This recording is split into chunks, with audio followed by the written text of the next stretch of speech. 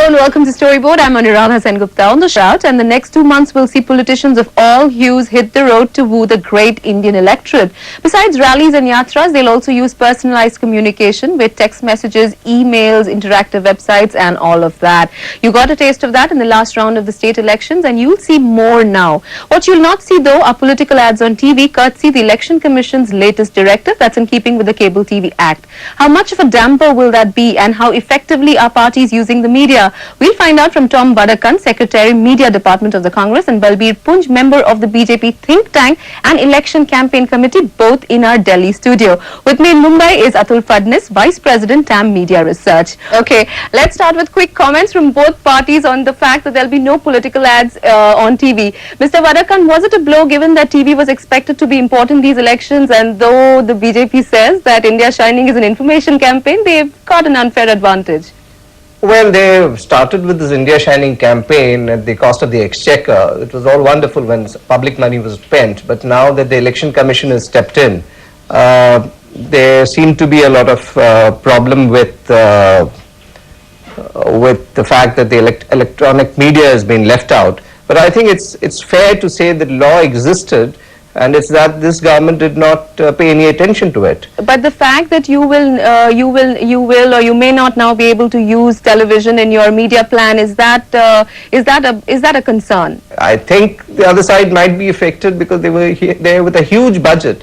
But at least I should say for the democracy, it's a right step. That gives us a level playing field. But you think the fact that India Shining, the information campaign was on air, has been on air for a while now, is that an unfair advantage? Do you feel you're handicapped?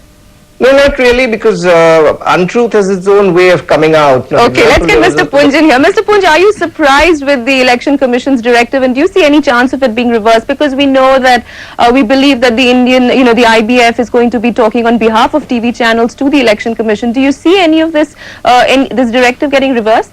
For reaching out the electorate, there are numerous ways, and TV, since the medium of the 20th century, it is one of the most effective and cost-effective medium. Mr. Punj, is the BJP left holding, had you all booked spots already on TV channels? No. You see, whether we are there on TV or not, it is not going to make a material difference to the outcome of the election, because TV has been brought to all political parties, including us. So when I speak on this subject, I do not speak from the point of view of the BJP. You're obviously not happy with this decision. Is there any chance that this decision is reversed, given the fact that I believe during the state elections, political ads were actually seen on television? I don't know, this is for Election Commission to decide, but my own view is that this is a step which doesn't strengthen democracy. It's all very well to talk about being statesman-like and spending the exchequer's money, yours and my money, on about 500 crores has already been spent, and now they're talking about fair play and democracy. Isn't this democratic that a government of the land knows the law that television media should not have been used during the election, during the assembly elections? This government went right ahead and defied law. I don't know what law he is talking about. Mr. Punj, let me get in. I'm talking about the existing, and the existing law on the land. Mr. Punj, let me get in Atul Fadnis here. He's been waiting patiently to get a word in. He is from TAM Media Research, as you just heard. And Atul, tell us, what are the, you have some estimates of what kind of advertising television would have seen because of the political parties? A lot of revenue estimates, charts which have been floating around in various channel networks, which were very, very, enthused after the India Shining campaign, saying that yes, this is one elections where private television is going to be used in a big way. What were the estimates? How much money do you think political parties would have ended up spending on television during these general elections? Initial estimates were that of the total 500 crores that would get spent during these elections, around 200 crores would actually reach mainline media. And how much of that would be TV? Even if I have to hazard a guess, around not more than 15% of that would actually be on television. Most of the money still in India on elections is spent on print and is spent on outdoor. 40 to 50 would have been my guess on an optimistic side. Okay, Mr. Punj, I actually asked you this. I'm going to go back to it. Are there any chances at all that the Election Commission could be convinced? No, I can't make an announcement here on behalf of the Election Commission. That is for Election Commission to decide. But I would like to join issue with my friend on the morality of advertisements by a government in office.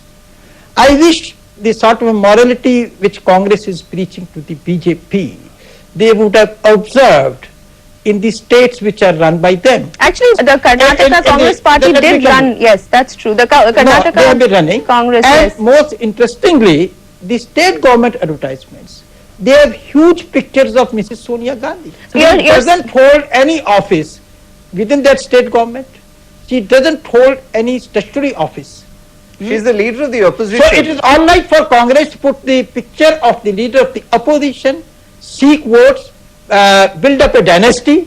But if we put pictures of Atul Bihari Vajpayee, who is the reigning Prime Minister, in office Prime Minister, that is immoral, that is wrong. So Sonia Gandhi's picture is welcomed by state governments, over which she has no constitutional control. What are they talking about dynasty? Menaka Gandhi, Varun Gandhi are all lined up. Mr. Vadakkan, so that's not part of a dynasty. Mr. Vadakkan, Mr. Punj, let us move on to the next topic here because, we are on an advertising and marketing show. I need to answer one issue that he's raised. When 500 crores is spent by the central government, of the exchequer's money, only a fraction of it is done by the state government, and if the leader of the opposition is put in larger frame, they have a problem. No, Mr. Punj, I really have to go on to the next question. Spending. Fact is, the state governments are only a fraction of the total India. So obviously, they cannot match. It's all very well if you go for 500 crore mega budget of the taxpayer, and you're telling me spending of 1 crore by a state government is a crime. It's amazing.